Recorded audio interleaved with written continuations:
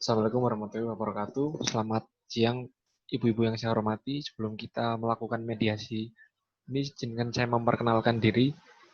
Nama saya Dimas Sasmita, saya sebagai mediator dalam perkara ini.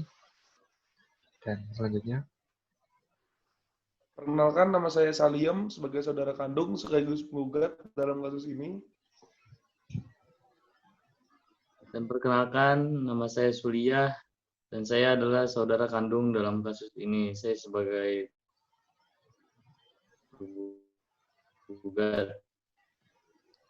baiklah langsung saja saya jelaskan bahwa peraturan MA nomor 1 2008 prosedur mediasi pengadilan dalam pasal 4 disebutkan semua sengketa perdata diajukan tingkat pertama wajib diupayakan penyelesaiannya melalui perdamaian dengan bantuan seorang mediator yaitu saya, dan mediasi ibu-ibu kali ini telah sepakat menunjuk saya sebagai mediator.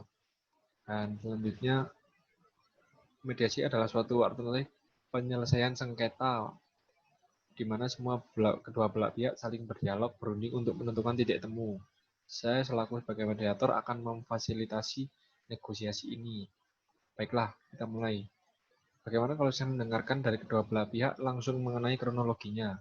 Yang mana sampai diajukan gugatan? Monggo dari Bu Saliem, karena Ibu sebagai penggugat.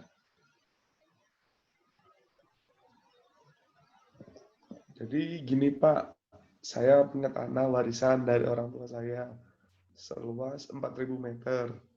Tetapi saya di situ tidak merasa kebagian tanah itu Pak. Oh begitu. Jadi, lanjut dari Bu Sulia.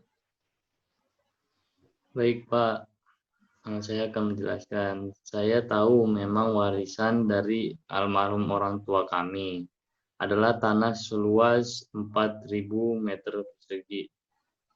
Dan itu waktu almarhum meninggal sudah dibagi rata ke kami, Pak. Enggak begitu Pak, selama ini saya tidak pernah merasa dapat tanah tersebut dari kamu Bu Zulia. Ya sabar Bu, mohon maaf Bu Sulia. Warisan tanahnya berapa luasnya ya? Mungkin bisa dijelaskan lebih detail. Jadi begini Pak, tanah warisan dari almarhum orang tua kami memang benar 4.000 meter persegi yang terletak di Karangploso, Kabupaten Malang, dan memang tanah itu sudah dibagi rata oleh almarhum orang tua kami.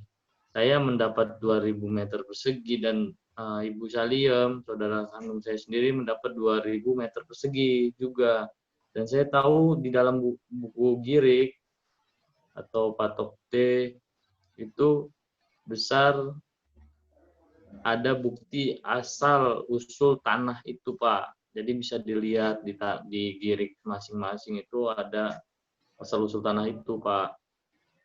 Baiklah, saya mengerti. Lalu kenapa Ibu Salia menggugat karena tidak mendapat tanah itu? Tidak bisa seperti itu. Saya memang merasa tidak mendapat bagian dari tanah itu Pak. Kan kamu sudah mendapat bagian itu. Apa kamu lupa aku pernah membeli darimu?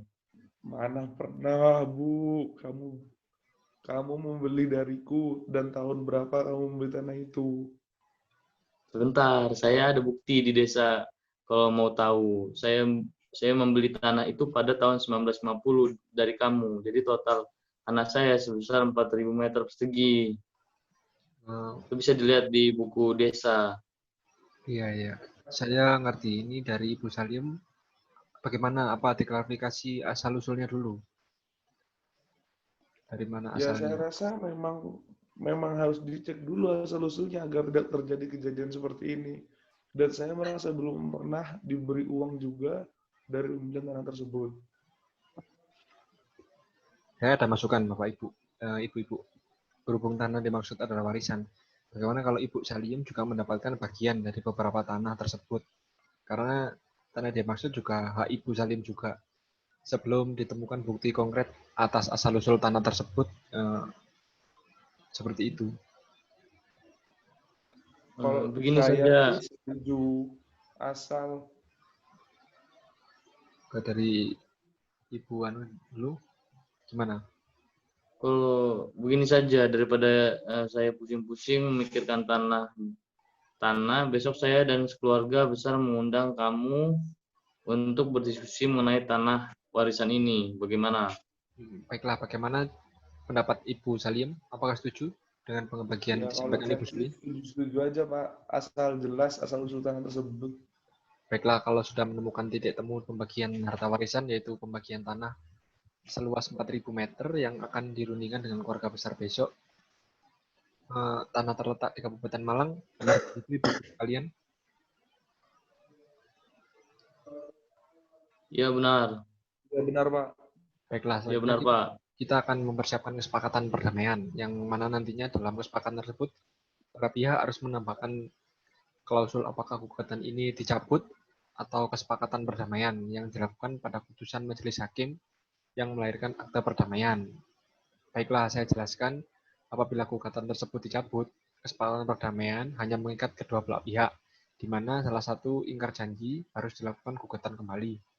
Sedangkan klausul untuk menyebutkan kesepakatan perdamaian dilakukan dalam majelis hakim menjadi akte, sehingga apabila salah satu wan prestasi atau ingkar janji, maka dapat dieksekusi langsung oleh ketua pengadilan setempat tanpa mengajukan gugatan. Selanjutnya, saya menyerahkan kepada yang telah ditandatangani kepada ketua majelis hakim dan pembacaan putusan dengan panitera penggugat.